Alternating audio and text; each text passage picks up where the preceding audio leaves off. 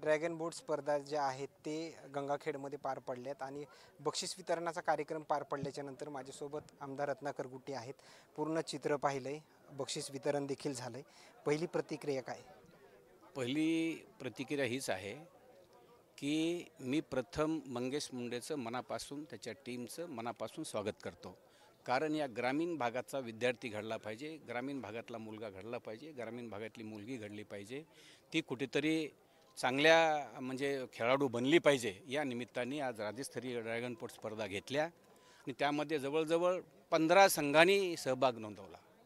म्हणजे रत्नागिरीपासून संघ आले, 15 संघांनी त्याचा सहभाग नोंदवला आणि अभिमान आहे मला की आमच्या ह्या छोट्याशा गावामध्ये ही एवढी चांगली स्पर्धा झाली. आणि त्या स्पर्धेमध्ये निश्चितच परभणी जिल्ह्यानं 1 नंबर मिळवलेला आहे आणि पुरुषांनी मुलांनी तर मिळवलाच, पण मुलींनी पहिला नंबर मिळवलेला आहे. सेकंड नंबर आमचं लातूर आहे आणि थर्ड मला वाटतं का बीड आहे आणि काही ठिकाणी थर्डला नांदेड आहे आणि बीड सेकंडला लातूरच आहे. तर एकंदरीत म्हणजे खूप मजा आली आणि हे दिवस 1 महिना 1.5 महिना तलावाचा जे स्पर्धेसाठी वापर करण्यात आलाय हे मान्यता आहे प्रशासनाची, असं त्यांनी आयोजकांनी बोललं गेलंय. परिसर जर पाहिला गेलं तर पूर्ण दगडगोट्याचा परिसर आहे. याचा कुठेतरी विकास व्हायला पाहिजे, याच्यासाठी प्रशासकीय शासनाचा फंड पडायला पाहिजे. यासाठी 30 तारखेला अधिवेशन आहे. या संदर्भात तुम्ही अधिवेशनामध्ये काही चर्चा करणार? नाही, या बाबतीत मला अधिवेशनामध्ये चर्चा करायची गरज नाही. मीच हे सगळं करू शकतो आणि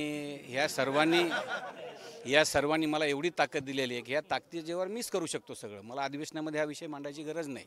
माझे संबंध आहेत मंत्र्यासंबंध आहेत, अख्खा मंत्र्यामध्ये संबंध आहेत आणि आमचे क्रीडा मंत्री आहेत ऑलरेडी भरणे मामा, चांगले मित्र आहेत आम्हाला. एका दिवशी भरणे मामाला इथं घेऊन आम्ही बोटीत फिरू आणि आम्ही त्यांना पैसे मागू, पैसे आम्हाला भरणे मामा देतील. त्याच्यामुळे पैशाची आमजवळ कमी पडणार नाही. फक्त आता ही स्पर्धा आता राज्यस्तरीय झालेली आहे.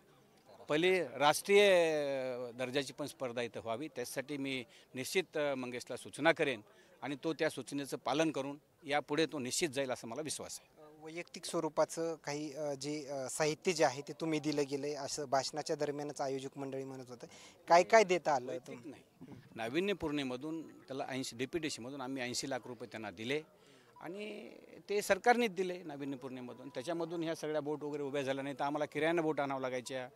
आम्हाला सर्व ते सगळं गोष्टी किरायानं आणावं लागायच्या, ट्रान्सपोर्ट करून आणावं लागायचं, आमचा खर्च वाढायचा. पण आज शासनाचं मनापासून स्वागत करतो आम्ही, सरकारचं मनापासून स्वागत करतो की आम्हाला DPDCमधून 80 लाखाची मदत झाली आणि त्याच्यामुळे आम्ही सगळं साहित्य खरेदी करू शकलो आणि त्याचा आज आनंद आपण लुटतो. आपण बघताय सर्व. प्रत्येक स्पर्धेच्या कार्यक्रमाच्या बक्षीस वितरणाला गेला असताना तुम्ही मात्र या ड्रॅगन बोट्सच्या स्पर्धेच्या बक्षीस वितरणामध्ये कार्यक्रम पार पडल्याच्या नंतर बोटीचा देखील अनुभव घेतला आहे. तो काय वेगळा अनुभव?